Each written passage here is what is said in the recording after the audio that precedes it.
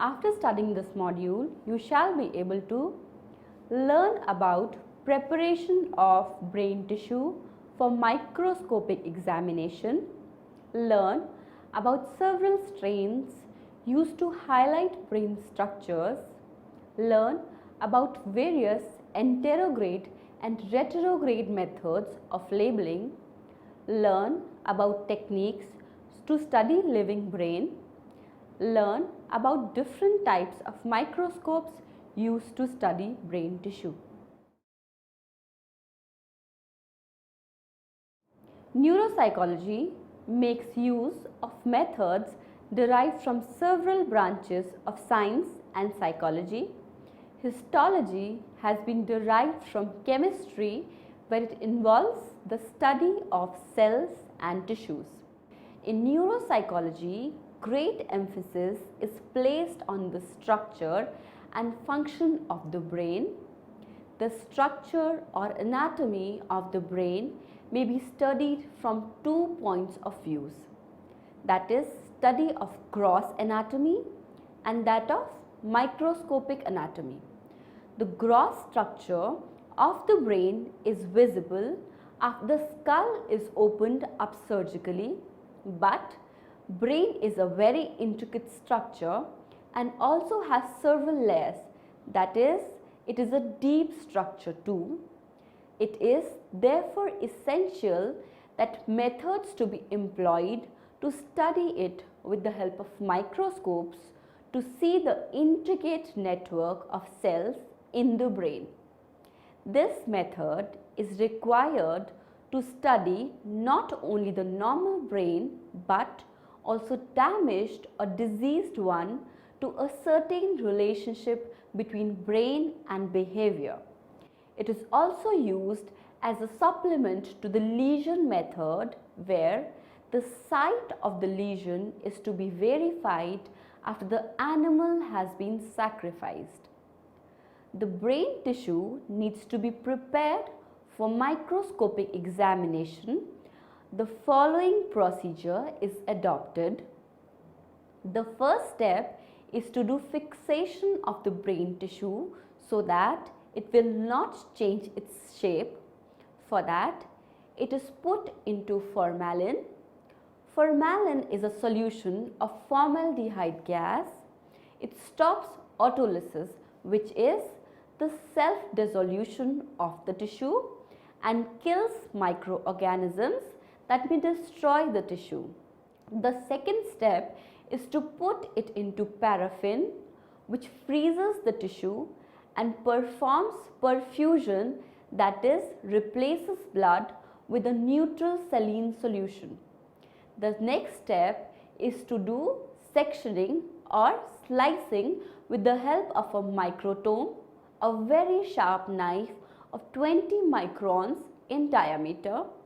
This section may be placed on the glass slide of the microscope, covered with a transparent liquid called the mountain medium, and is now ready for observation. Stains used to study detailed structures of the brain. The brain tissue has two basic colors, white and grey.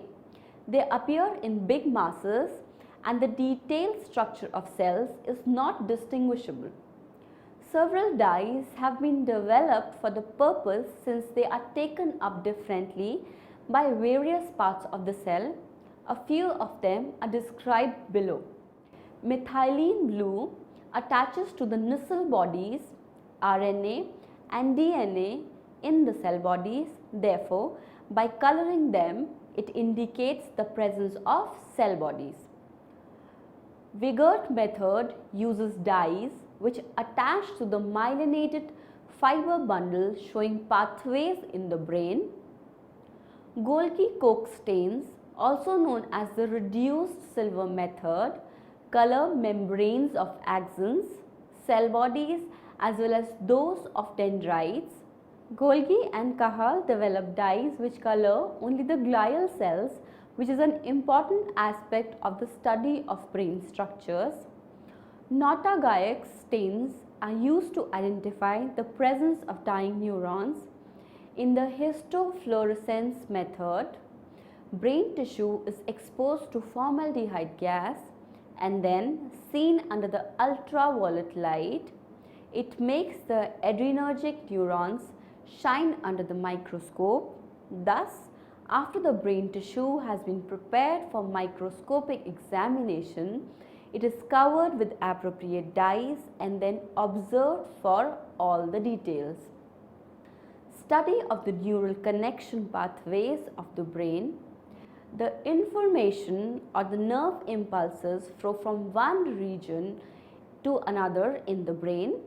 To understand such neural connections, some labeling methods have been developed.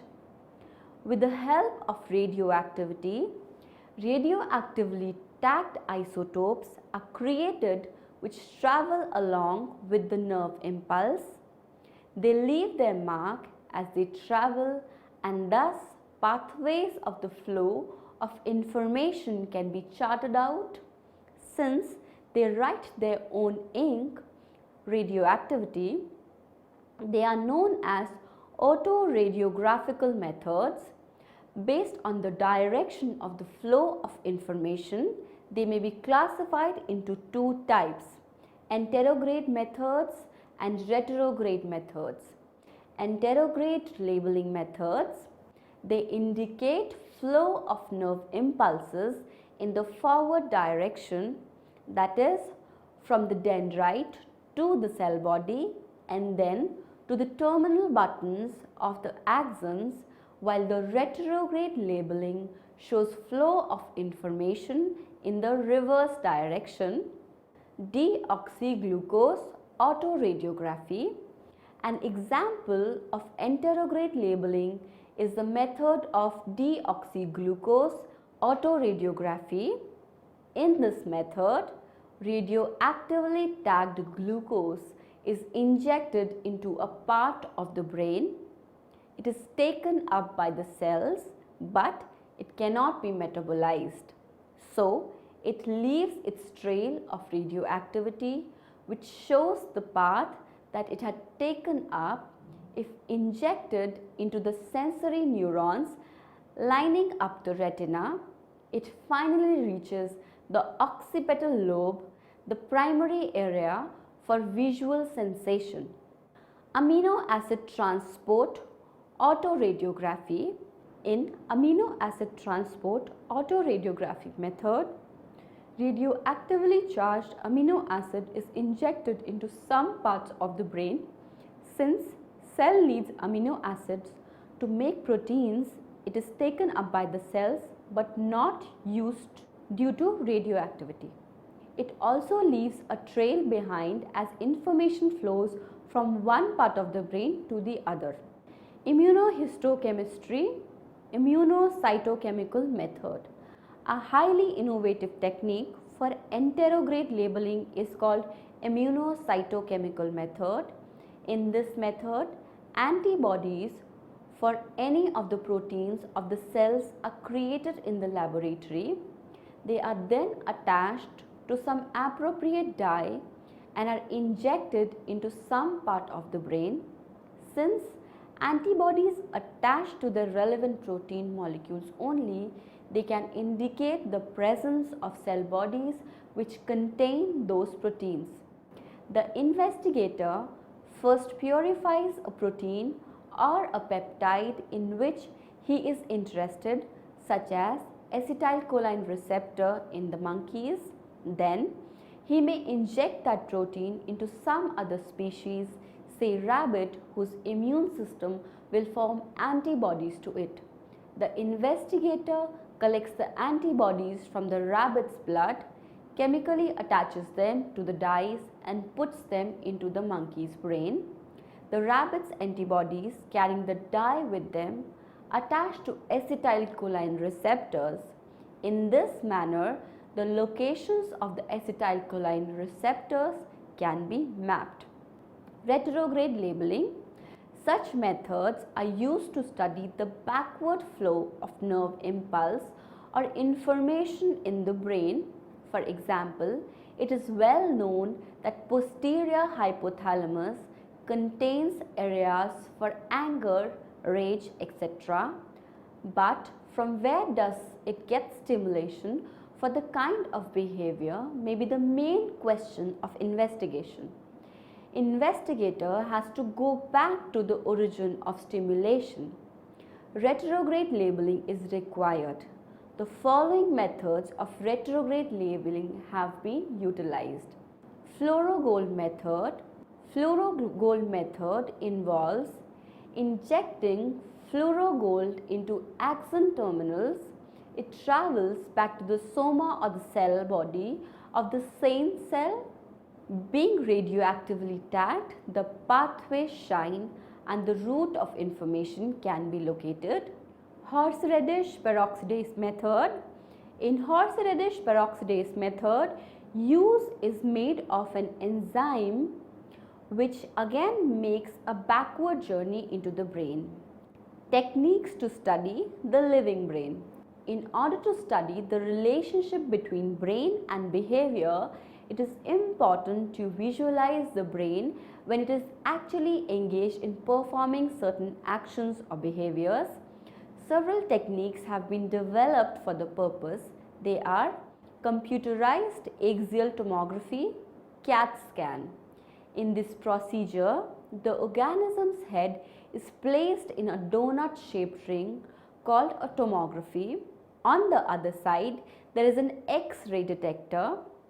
X-rays are made to pass through the organism's head and the amount of consequent radioactivity is measured by the detector. To increase the resolution of the brain tissue, the physician may inject a dye into the blood which will reach the brain and produce better contrast between parts of the brain.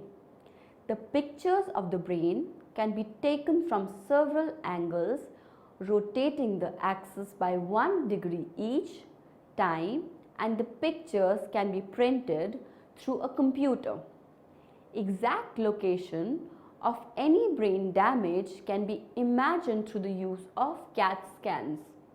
The main disadvantage, however, is that it cannot be repeated too many times because of the harmful effects of radiation on brain. It is considered much more harmful for children and pregnant women. Magnetic resonance imaging, also known as MRI. It is also known as the nuclear magnetic resonance, NMR. Pictures of the brain with high resolution can be produced with this method without the use of X-rays or radiation. Use of magnetic force is made in this method. It is based on the fact that any atom with an odd atomic weight, such as hydrogen, has an inherent rotation. Generally, the direction of this rotation is fixed, but an outside magnetic field can align the axis of rotation. A brief magnetic field can make them move like tiny gyros. When the radio frequency field is suddenly turned off, the atomic nuclei releases electromagnetic energy as they relax. This change in energy is used as a measure to produce images of the brain. Any structural defects of the brain, even in some deeper layers, can be detected through this technique. Functional magnetic resonance imaging, known as fMRI. One of the limitations of MRI is that it is a slow process. Consequently, the image reveals only stationary structures. An improved apparatus called ecoplanar MRI has been devised, which is fast enough to observe the blood flowing through the brain. Rapid changes in the brain activity thus can be measured through this technique. Positron emission tomography, PET scan. It is also called tomography because the organism is made to wear the donut-shaped ring, as in the case of CAT scan. It provides a higher resolution image of brain activity. PET scans rely on the fact that the radioactive delay of certain elements emits a positron. A positron is an antimatter particle with the same mass or an electron but having an opposite charge. The first step is to inject radioactive glucose or some other chemical in the bloodstream of the organism. It has a short life. A cyclotron is needed near the PET scanner to continuously produce molecules of radioactively tagged glucose. Cyclotron is a big and expensive instrument, thus one of the limitations of PET scan is its high cost. The more active areas of the brain absorb more of the glucose which gets collected since it cannot be quickly metabolized.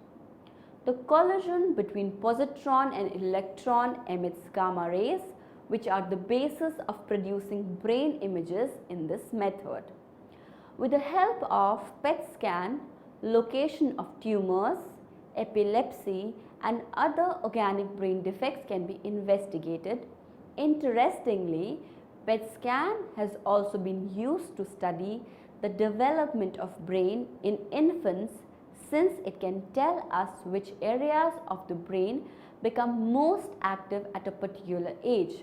It was found that thalamus and brainstem started showing greater activation at a much earlier age, 5 weeks, compared to cortex and cerebellum, 3 months. Measurement of regional cerebral blood flow. This is known as regional cerebral blood flow method. When an area of the brain is more active, its effects are seen in many parameters such as blood supply, consumption of glucose and the synthesis of proteins. In this method, the investigator uses a substance that dissolves in the blood. One such widely used substance is the xenon gas, the radioactive gas. The organism is made to inhale the gas, as a result of which the gas enters his bloodstream. It reaches the brain. The areas of the brain that receive more blood will get more of radioactivity carried through the gas. The investigator placed the organism's head in a PET scanner or in a similar device. The computer then produces the brain images with higher radioactivity shown in bright red color. How does greater amount of blood reach the more active areas of the brain? It has been found that certain neurons, when active, release chemicals that dilate the nearby blood vessels. Another reason is that certain neurons, when active, release nitric oxide, which strongly dilates the nearby blood vessels. The release of potassium at the time of neuronal functions performs similar tasks. While using such methods in neuropsychology, the organisms are asked to engage in a series of tasks such as doing a heavy cognitive task or listen to music, etc. Since brain is topographically organized for various functions, the greater amount of radiation or blood flow intakes which brain areas were involved in performing those tasks. Electroencephalograph EEG. Electroencephalograph is the electric recording of the brain without opening the skull or any use of radioactivity. Electrodes are placed on the scalp of the organism and the normal wave patterns of the brain activity at specified regions of the brain are recorded and the pictures produced through a computer. Abnormalities in the EEG pattern may suggest presence of epilepsy, awake, sleep or dreaming states and excited or related states of the brain. Monopolar and bipolar recordings have been made to compare functioning of brain at two different sites or of corresponding areas in the two hemispheres. Evoked potential research has also been undertaken to study not only abnormal brain activity but also sensory processes. Microscopes. Several kinds of microscopes have been developed, for example, light microscope, electron microscope, and scanning electron microscopes. Light microscope magnifies the difference between light absorbed and light reflected by the specimen of the brain. It can show differentiation of 0.2 microns. Electron microscope is constructed to bombard the specimen with electrons. When the electrons strike the specimen, they get scattered and form a pattern. This is converted into an image of the brain by the computer. A resolution of 0.02 microns can be achieved through this microscope. Scanning electron microscopes are based on the same principles. The added advantage is that they present a three-dimensional picture of the brain tissue. Summary: histological method involves study of the structure and function of the brain cells and tissues. Brain tissues needs to be prepared for microscopic examination. Stains or dyes have been developed to highlight differentiation of brain structures. Anterograde and retrograde methods are used to trace neural pathways. Techniques have been developed to study living brain, which includes CAT scan, PET scan, MRI, fMRI, and measurement of cerebral blood flow, etc.